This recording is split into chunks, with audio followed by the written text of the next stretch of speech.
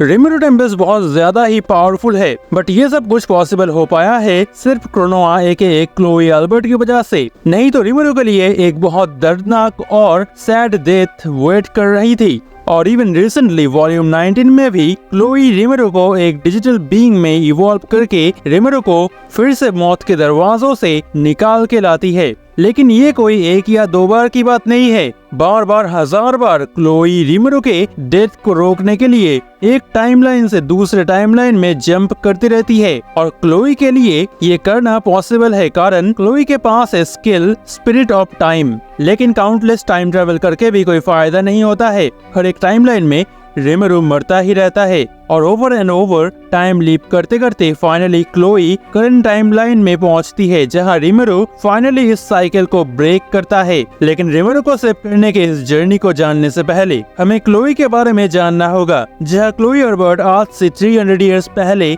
Leone Cromwell के साथ एक डिमेंशनल क्रैक में गिर जाती है और कार्डिनल वर्ल्ड में आ जाती है। लेकिन कार्डिनल वर्ल्ड में आने के साथ ही साथ क्लोई को फ्यूचर में वेस्टर्न नेशंस के समनिंग रिचुअल में समन कर लिया जाता है और 10 साल के क्लोई से बिछड़ने के बाद ही लियोन क्रोमवेल अदर वर्ल्डर्स और समनिंग के साथ इतना ज्यादा ऑब्सेस्ड हो जाता है और इसी कारण से लियोन क्रोमवेल वेस्टर्न नेशंस को समनिंग के नए नए तरीके सिखाने लगता है, बहुत बड़े स्केल में अदर वर्ल्डर्स को समन करने के लिए। इन अदर वर्ड्स लियोन के कारण ही क्लोई प्रेजेंट वर्ल्ड में आ पाई थी और दूसरे अदर वर्ल्डर्स की तरह ही क्लोई के पास बहुत ज्यादा अमाउंट में मैजिक्यूल तो है, बट क्लोई को कोई भी यूनिक स्किल ना मिलने की वजह से यही मैजिक्यूल्स क्लोई के लिए एक स्लो पॉइजन बन जाता है, जिसको अगर फिक्स नहीं किया जाता है तो इवेंचुअली वो मर जाएगी। और इसीलिए वेस्टर्न नेशंस क्लोई के साथ और भी 4 बच्चों को केनिया, गेल, रियोटा, एलिस को फ्रीडम एकेडमी में भर्ती करवा देते हैं, जो स्कूल यूगी के द्वारा चलाया जाता है। और ये 4 बच्चे भी क्लोई के तरह मैजिक्यूल्स ओवरलोड का शिकार है। और कोइंसिडेंटली एक समय शीजू इन बच्चों की टीचर थी और इनके साथ डीप बॉन्ड की वजह से शीजू मरते टाइम रिमेरो से एक लास्ट रिक्वेस्ट करती है इन बच्चों को बचाने के लिए। और इसी विश को पूरा करते हुए रिमेरो इन बच्चों का टीचर बन जाता है और बहुत जल्दी ही रिमेरो बच्चों के साथ एक अटैचमेंट बना लेता है। और इसी समय किंगडम ऑफ इनगार्शिया के ऊपर एक ड्रैगन अटैक कर देता है, जिसको रिमेरो डिफीट करके एक मर्चेंट मियरमाइल को बचा लेता है। और मियरमाइल इसी कारण से रिमेरो और बच्चों को डिनर के लिए इनवाइट करता है, जहां मियरमाइल के एक होस्टेस से रिमेरो को डुएलिंग ऑफ द स्पिरिट्स के बारे में पता चलता है, जो कि स्पिरिट क्वीन एके डीमन लॉर्ड रामिरस की घर है, जो कि दुनिया में एक लौती पर्सन है जो इन बच्चों के ओवरवेलमिंग मैजिक्यूल्स के प्रॉब्लम को सॉल्व कर सकती है, उनके अंदर एक हाई रैंकिंग एलिमेंटल स्पिरिट को डाल के। और सभी बच्चों को स्पिरिट्स मिलते हैं, लेकिन क्लोई की एलिमेंटल स्पिरिट एक कम्प्लीटली डिफरेंट लेवल में थी, जिसको ग्रेट सेज भी एनालाइज नहीं कर पाती है। और इस टाइम फ्रेम में केवल मिलीम के साथ ही ऐसा हुआ था और इसका कारण है क्लोई की टाइम स्पिरिट, जो कि उसकी ही फ्यूचर सेल्फ है, जो किसी दूसरे टाइमलाइन से आई है। असल में इस दूसरे टाइमलाइन में रिमेरो क्लोई को वापस यहाँ आने में हेल्प किया था, एक आखिरी टाइम लूप को कंप्लीट करने के लिए। स्पिरिट ऑफ टाइम की वजह से क्लोई के पास अभी टाइम ट्रेवल करने का पावर है, लेकिन इस पावर को एक्टिवेट करने के लिए कुछ कंडीशंस मीट करना जरूरी है, जो कि करंट टाइमलाइन में वॉल्यूम 11 में होता है। लेकिन उसके पहले कुछ बुरे टाइमलाइंस के बारे में थोड़ा बात करते हैं। तो स्पिरिट ऑफ टाइम को पाने के बाद क्लोई सबसे पहले तो रिमेरो को इनग्लासिया में जितना देर हो सकता है रोकने की कोशिश करती है, ताकि इन फ्यूचर रिमेरो के साथ हिनाटा मिल जाए और उनका फाइट हो, जो कि इवेंचुअली रिमेरो के सिटीजन्स और उसकी क्लोज फ्रेंड्स जैसे शियोन के डेथ को ट्रिगर करेगा। सुनने में तो ये सब बहुत ही ज्यादा बुरा लग रहा है, लेकिन इसी भयानक शॉक के कारण ही रिमेरो का एवोल्यूशन ट्रिगर होता है। वही क्लोई के लास्ट टाइमलाइन में बच्चों को रेस्क्यू करने के बाद रिमेरो स्पेशल मैजिक को यूज करके इनग्लाशिया से डायरेक्टली टेम्पेस्ट में चला जाता है, जिस वजह से रिमेरो जस्ट कुछ सेकंड्स की वजह से हिनाटा को मिस कर देता है और टेम्पेस्ट में वापस जाके रिमेरो उन अदर वर्ल्डर्स को मार मार के भगा देता है, जो लोग टेम्पेस्ट के ऊपर अटैक कर रहे थे। इस वजह से केवल फार्मोसी नहीं बल्कि बाकी सभी नेशंस टेम्पेस्ट से डरना शुरू कर देते हैं और इसी वजह से रिमेरो को एक डीमन लॉर्ड में इवॉल्व होने की जरूरत नहीं पड़ती है, जिसका मतलब है ना डियाब्लो, ना राफाएल, ना कोई अल्टीमेट स्किल, कुछ भी रिमेरो के पास नहीं होगा और इसी हालत में council of the west Hinata को एक पूरे आर्मी के साथ टेम्पेस्ट को डिस्ट्रॉय करने के लिए भेजता है, जो फाइट रिमेरो और हिनाटा के बीच में एक ड्यूएल के द्वारा एंड होता है। बेसिकली रिमेरो को प्रोटेक्ट करने के लिए पीछे से क्लोई हिनाटा के साथ बात करके हिनाटा को मना लेती है और हिनाटा को इन्वेस्टिगेशंस के द्वारा पता चलता है कि यह सब कुछ फॉर्मूस की साजिश है। तब हिनाटा रिमेरो के साथ फ्रेंडशिप कर लेती है, लेकिन 5 साल बाद रिमेरो के कॉफिन को सील करने के लिए आता है ईस्टर्न एम्पायर। तो इस पॉइंट तक क्लोई रिमेरो के बहुत करीब आ गई थी और इसीलिए वो रिमेरो को रोकने की कोशिश करती है एम्पायर के साथ फाइट करने से, कारण एम्पायर के पास बहुत खतरनाक वेपन्स थे। On top of that empire के टॉप जनरल्स इतना पावरफुल है कि करंट टाइमलाइन में डीमन गर्ल्स को भी बहुत ज्यादा प्रॉब्लम फेस करना पड़ा था उनके अगेंस्ट। एंड इवन एक पॉइंट आ जाता है जहाँ पे रिमेरो को एक ट्रू ड्रैगन में इवॉल्व होना पड़ा, लेकिन इस टाइम रिमेरो अपने मुंह में एक स्माइल के साथ बोलता है don't worry I will take care of everything. और तब रिमेरो क्लोई को उसका मास्क दे देता है और इवेंचुअली रिमेरो मारा जाता है। और तब वेल्डोरा रिलीज होकर ना सिर्फ एम्पायर के पूरे आर्मी को खत्म कर देता है बल्कि टेम्पेस्ट को भी कम्प्लीटली डिस्ट्रॉय कर देता है। और इन सब के अंदर ही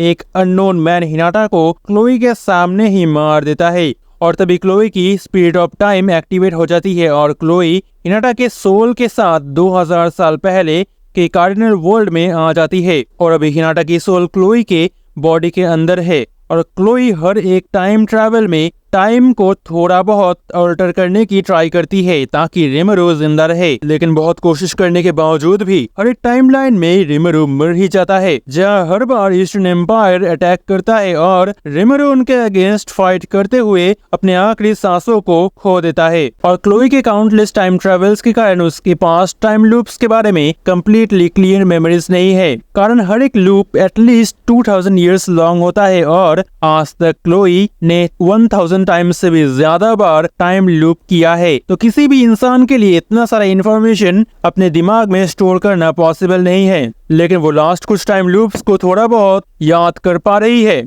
और इसी कारण से क्लोई किंगडम ऑफ इंग्लाशिया में रिमेरो को थोड़ा ज्यादा देर के लिए रोकने की कोशिश करती है एंड एज अ रिजल्ट क्या होता है वो तो हमें पता है, लेकिन क्या तुम क्लोई के जगह खुद को रख सकते हो और क्या तुम 2000 सालों तक अकेले एक गोल के पीछे भाग पाओगे? कमेंट्स में बोलना। वैसे आई डोंट थिंक कि मेरे लिए ये पॉसिबल होगा। तो इसके बाद हम वॉल्यूम 11 में आते हैं, जहां रोजो फैमिली के हेड ग्रैनविल रोजो रिमेरो और डीमन लॉर्ड लुमिनस को मारने के लिए यूकी के साथ हाथ मिलाता है और होली एम्पायर ऑफ ल्यूबिलियस के कैथेड्रल के ऊपर अटैक कर देता है, जहाँ पे रिमेरो डियाब्लो शियोन और बच्चों को लेके एक साथ म्यूजिक कॉन्सर्ट को अटेंड करने के लिए आया था, जो कॉन्सर्ट डीमन लॉर्ड लुमिनस के द्वारा आयोजन किया गया है। तो ग्रैनविल के अगेंस्ट फाइट के समय ग्रैनविल क्लोई की तरफ डिसइंटीग्रेशन मेल स्ट्राइक को यूज करता है और क्लोई को बचाने के लिए हिनाटा बीच में आ जाती है और ये बीम हिनाटा के बॉडी को फाड़ के क्लोई की तरफ जा रहा था। तब डियाब्लो जिन डीमंस को अपने साथ वापस लाया था उनमें से एक डीमन वेनम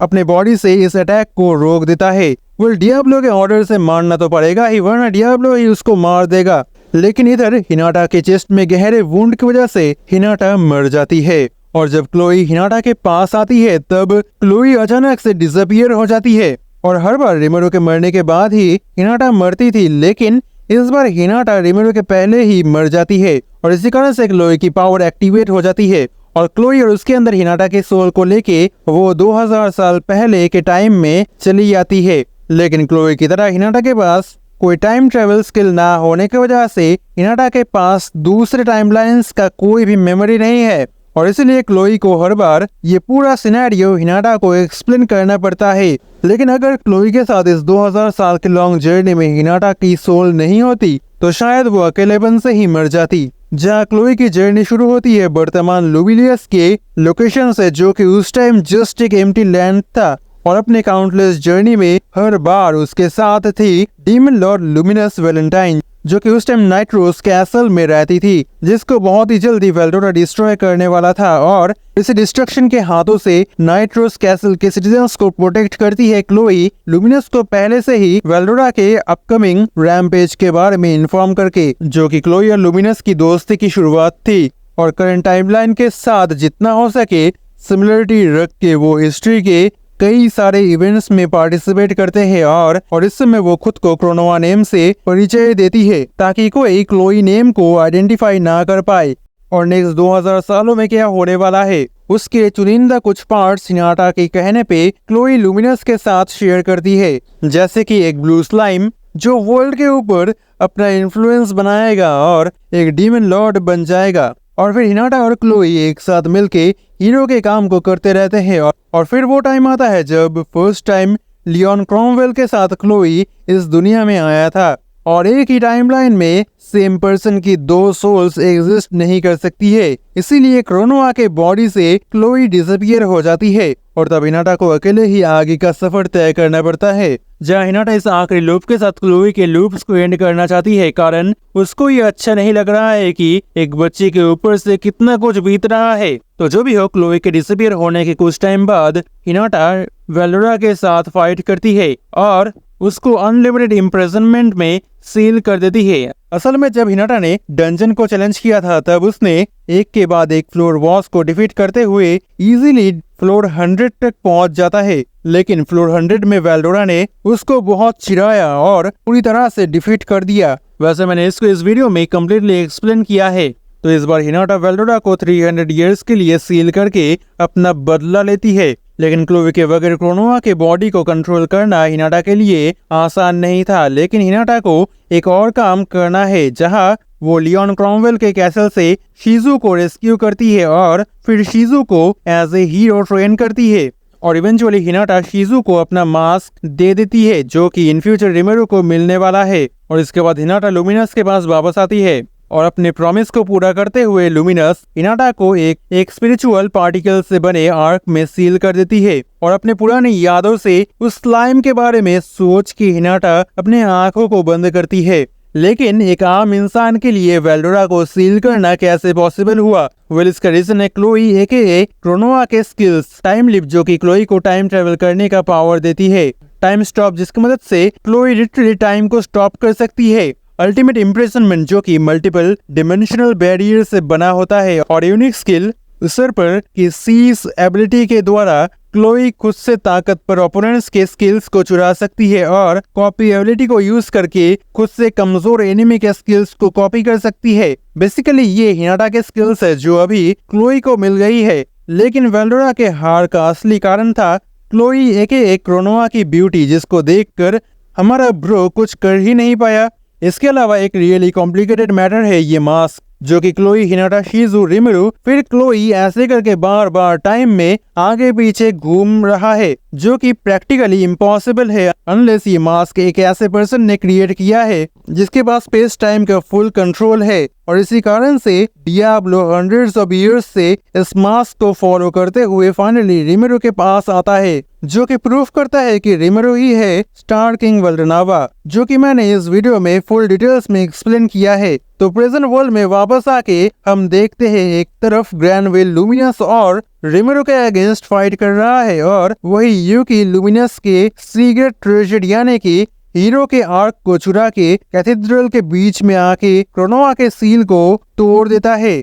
अपने एंटी स्किल को यूज करके। और फिर क्रोनोआ रिमेरो, वेलोरा और लियोन के अगेंस्ट फाइट शुरू करती है, जहां वो उनके तरफ डेडली बीम से अटैक करती रहती है। असल में अभी क्रोनोआ के अंदर केवल उसकी इविल पर्सोना ही बची है और अभी प्रैक्टिकली वो अनकॉन्शियस है एंड दैट्स व्हाई उसके लिए कोई फ्रेंड या एनिमी नहीं है। उसके सामने हर एक लिविंग बीइंग को वो मारने के लिए रेडी हो जाती है। इवन जिस यूकी ने उसको रिलीज किया है वो भी उसकी टारगेट है, लेकिन लुमिनस के कहने पे रिमेरू समझ जाता है कि क्रोनोआ के अंदर ही क्लोई और हिनाटा के सोल्स है और तब डियाब्लो के कहने पे रिमेरू अपने एंटी मैजिक मास्क को क्रोनोआ को पहना देता है, जिससे क्रोनोआ शांत हो जाती है और तब रिमेरू अपने स्पिरिचुअल बॉडी से क्रोनोआ के माइंड में एंटर करता है। रिमेरू अपने ओल्ड फ्रेंड शीजू से मिलता है, जो कि शीजू की एक मेमोरी है जो क्रोनोआ के अंदर एक वर्चुअल फॉर्म में है, जो रिमेरू को हिनाटा और क्लोई के पास ले जाती है, जो कि इन्फिनिटी इम्प्रिजनमेंट के अंदर बंद थे।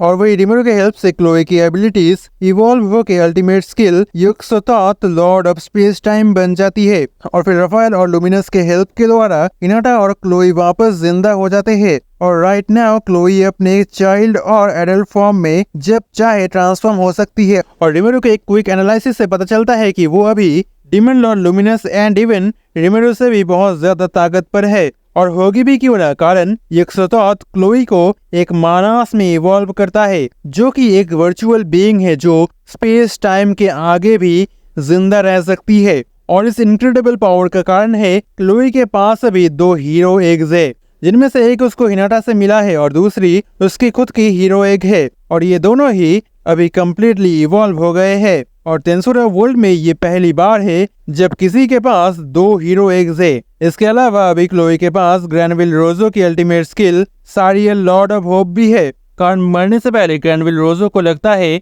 अभी इस वर्ल्ड में केवल क्लोई ही है जो ह्यूमैनिटी को प्रोटेक्ट कर सकती है, और इसी वजह से वो अपने अल्टीमेट स्किल को क्लोई को दे देता है। सारियल के अंदर एक इंटरेस्टिंग स्किल है लाइफ डोमिनेशन, जिसकी मदद से क्लोई लाइफ और डेथ को कंट्रोल कर सकती है। और अगर कोई इतना ज्यादा पावरफुल है तो एक पर्सन से छुपना इम्पॉसिबल है, और वो है गी क्रिम्सन। तो वॉल्यूम 12 में जब रिमरू टेम्पेस्ट में लुमिनस और लियोन क्रॉमवेल के साथ मीटिंग कर रहा था, तब अचानक से वहाँ गी क्रिम्सन आ जाता है और क्लोई को देख के बहुत ही ज्यादा फैसिनेटिंग फील करता है, और उसको टेस्ट करने के लिए गी क्रिम्सन इमीडिएटली टाइम स्टॉप को एक्टिवेट कर देता है, और जिसको क्लोई समझ जाती है और फिर वो काउंटर अटैक करती है, जो कि उस टाइम उस रूम में बैठे किसी भी पर्सन के लिए बोलना इम्पॉसिबल था कि आखिर चल क्या रहा है, इवन रिमरू के लिए भी। और टाइम स्टॉप को रोकने के बाद ही बाकी लोगों को पता चलता है कि गी क्रिम्सन ने क्लोई के साथ एक छोटा सा फाइट किया है। वैसे यह गी क्रिम्सन सीरियसली फाइट नहीं कर रहा है, लेकिन फिर भी क्लोई गी के हर एक अटैक को डॉज करते हुए इक्वल लेवल में फाइट कर रही थी, जो कि खुद में ही एक बहुत ही बड़ी बात है।